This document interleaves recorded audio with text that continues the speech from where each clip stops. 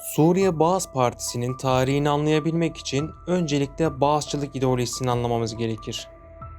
Baasçılık, 20. yüzyılın ortalarında Arap dünyasında ortaya çıkan siyasi bir ideolojidir. Arap sosyalizmi, milliyetçiliği, sekülerizmi ve pan-Arabizmi birleştirir. Bağızçılık kelimesi Arapçada yeniden diriliş anlamına gelir. Amacı Arap ülkelerinin siyasi ve ekonomik olarak birleşmesini sağlamak, bağımsızlıklarını güçlendirmek ve sosyal adaleti tesis etmektir. Bu ideoloji 1940'larda Michel Eflak ve Selahattin Elbitar tarafından geliştirilmiş ve Suriye ile Irak'ta etkili olmuştur.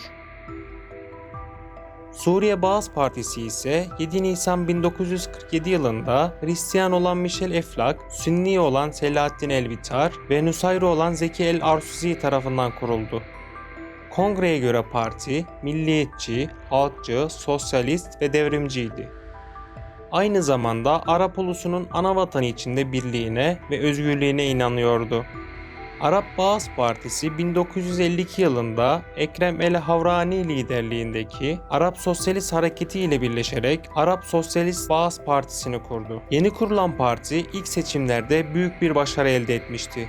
1954 seçimlerinde Suriye parlamentosundaki en büyük ikinci parti oldu.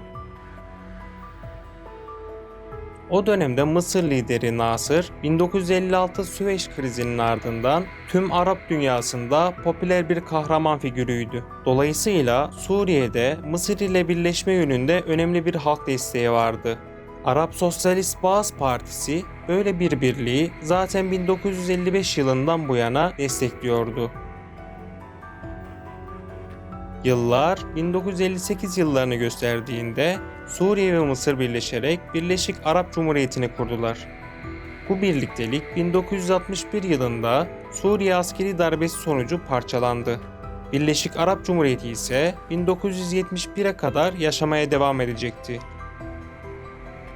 1961 Suriye darbesi ile Suriye Cumhuriyeti olarak katıldığı bu birleşimde Birleşik Arap Cumhuriyeti olan Suriye, bu darbe sonucunda Suriye Arap Cumhuriyeti oldu. Baas Partisi ise artık resmen feshedilmişti. Birleşik Arap Cumhuriyeti'nin kurulması ve feshedilmesi Baas Partisi için felaket oldu. Çünkü parti Birleşik Arap Cumhuriyeti'ni destekleyenler ve Birleşik Arap Cumhuriyeti'ne karşı çıkanlar ile partinin geleneksel liderlerine karşı çıkanlar ve geleneksel liderleri destekleyenler arasında bölündü. Michel Eflak 1962'de Baas Partisi Kongresini topladı ve partiyi yeniden kurdu. Feshedilen Baas Partisi tekrar kurulmuş oldu. Suriye'de bunlar olurken 8 Şubat 1963'te Ali Salih Es-Sadi liderliğindeki Irak Baas Bölgesel Şubesi Abdülkerim Kasım'ı Ramazan devrimiyle devirerek Irak'ta iktidarı ele geçirdi. Kasım El-Kuddisi'den çok daha zorlu bir rakipti ve Irak Baas Bölgesel Şubesi sadece askeri yetkilerle değil, aynı zamanda orta sınıfın çeşitli kesimleriyle de ittifak yaparak iktidarı ele geçirmeyi başarmıştı. Kasım'ın düşüşü Arap siyasetinin kurallarını değiştirdi. Nasırcılar, Birleşik Arap Cumhuriyeti'nden bu yana Arap Milliyetçi Hareketi'ni tek ellerine almışlardı. Ancak bu iktidar değişimi Baas Partisi'ni dikkate alınması gereken bir güç haline getirdi. Bunun üzerine Suriye Baas Partisi bir darbe planladı. 7 Mart 1963'te planlanan darbe, ifşa olmaları nedeniyle 8 Mart'ta yapıldı ve tarihe 8 Mart devrimi olarak geçti. Baasçılar artık iktidardaydı. Parti içindeki tutarlı birlik 1963'te iktidarın ele geçirilmesinden sonra neredeyse çökmüştü.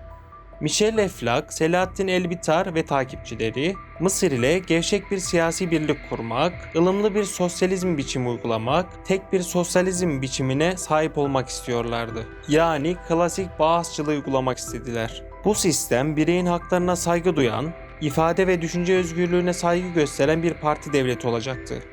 Bir Hristiyan olmasına rağmen Michel Eflak, İslam'ın yaratılmasını Arap dehasının, kültürünün, değerinin ve düşüncesinin bir kanıtı olarak gördü. Eflak'a göre İslam'ın özü onun devrimci nitelikleriydi. Eflak hem Müslüman hem de gayrimüslim tüm Arapları İslam'ın bir Arap karakteri yaratmada oynadığı role hayran kalmaya çağırdı. Ancak İslam'a bakışı tamamen maneviydi. Eflak bunun devlete ve topluma empoze edilmesi gerektiğini vurguladı. Eflak, Baas Partisi'nin ateizme karşı olduğunu, aynı zamanda sığ, sahte bir inancı temsil ettiği için köktenciliğe de karşı olduğunu defalarca vurguladı. Ancak Salah Cedid bunların tam aksine askerin ön planda olduğu radikal bir yönetimi savunuyordu. Yıllar 1966 yılına geldiğinde Suriye yeni bir darbeyle karşı karşıya kaldı. Bu kez darbe Baasçılar arasında gerçekleşecekti. Salah Cedid önderliğinde Baas Partisi'nin kurucusu Eflak ve Bitar'a darbe yapıldı. Salah Cedid, modern Suriye tarihinin en radikal yönetimini kurdu. Bu darbe Baas Partisi'nin Suriye ve Irak'taki bölgesel kolları ve bunların ulusal komutanlıkları arasında kalıcı bir bölünme yarattı. Birçok üst düzey Baasçı Suriyeli Irak'a iltica etti. Salah Cedid hükümeti 1967 yılında Mısır ve Ürdün'le birlikte İsrail Savaşı'na dahil oldu. Bu savaş sonucunda Suriye Arap Cumhuriyeti Golan Tepelerini kaybetti. Salah Cedid'in popülerliği hızla düşmeye başladı. 6 gün savaşlarından sonra Salah Cedid ve General Hafız Esad'ın araları açıldı. Esad, Salah Cedid'i suçluyor ve Suriye'yi Arap dünyasında yalnızlaştırdığını iddia ediyordu.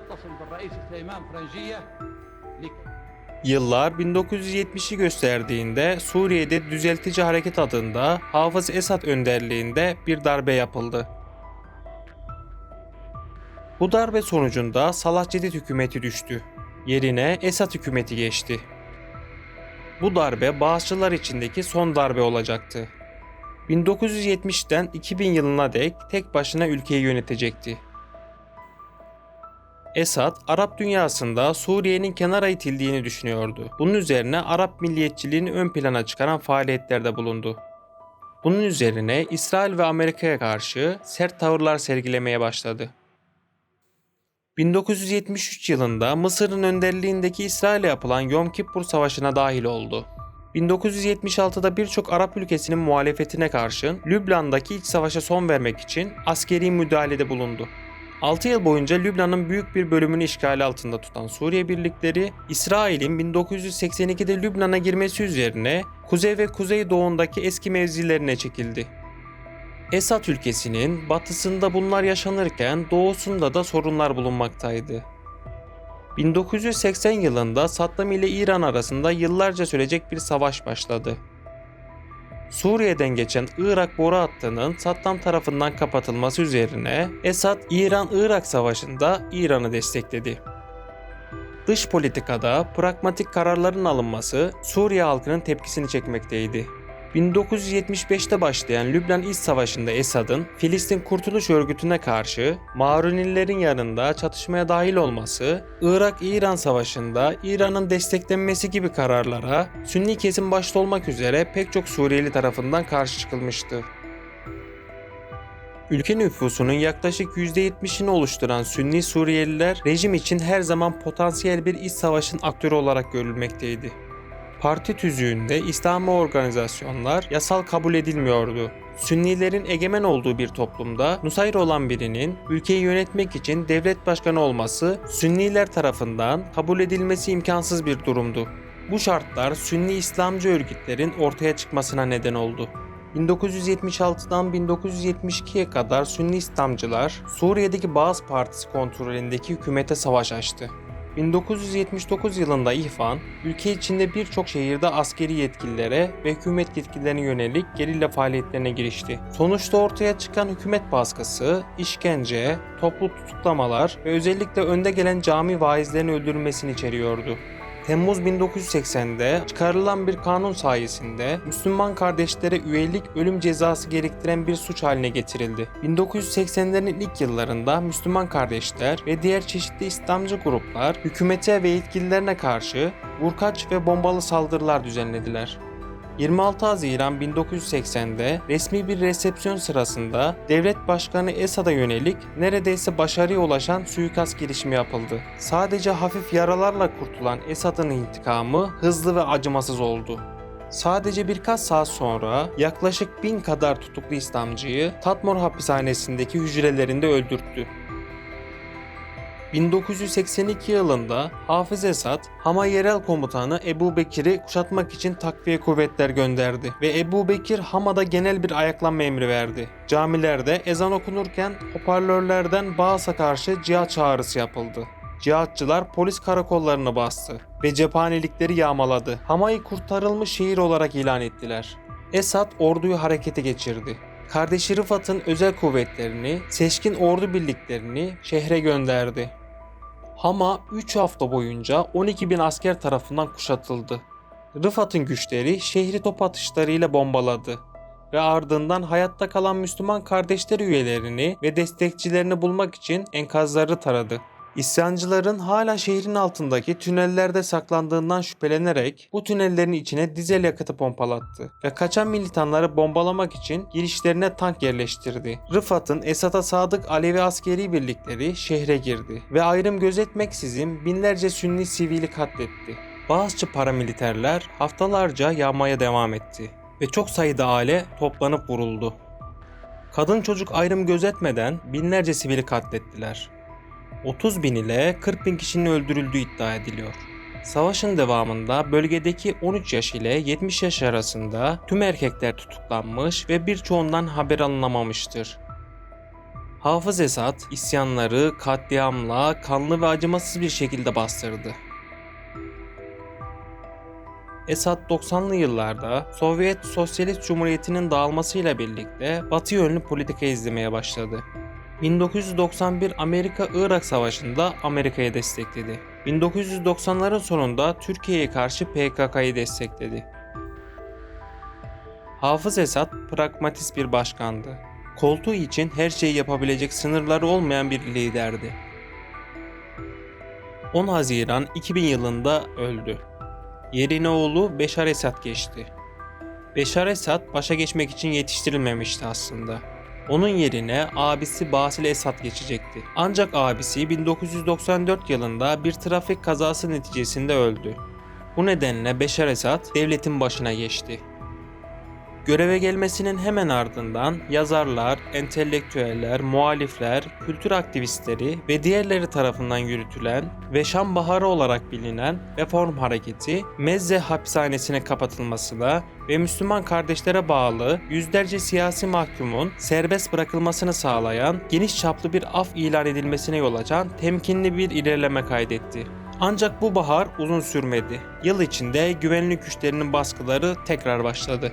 Yüzlerce entelektüel tutuklandı, hedef gösterildi, sürgün edildi ya da cezaevlerine gönderildi. Otoriter kontrolü sıkılaştırmak için ilk tavizler geri alındı, sansür arttırıldı.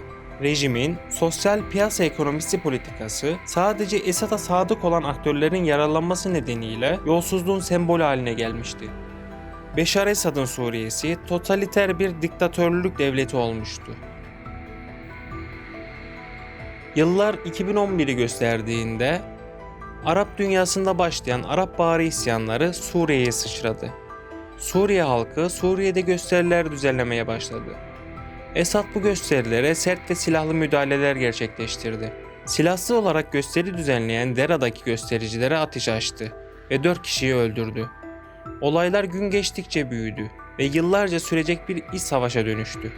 Bu 13 yıllık iç savaş sonucunda 8 Aralık 2024 yılında Beşar Esad'ın ülkeden kaçması ve muhaliflerin Şam'ı ele geçirmesiyle Suriye Arap Cumhuriyeti ve Baas rejimi resmen yıkılmış oldu. Geriye ölen insanlar, hapishanelerde işkence ve eziyet çeken insanların görüntüleri kaldı. Umarız yeni kurulacak Suriye kendisi ve çevresi için sağlam temellerle kurulmuş, özgür ve güvenli bir ülke olur. Kanalımızı takip etmeniz bizim için çok değerli. Sağlıcakla kalın.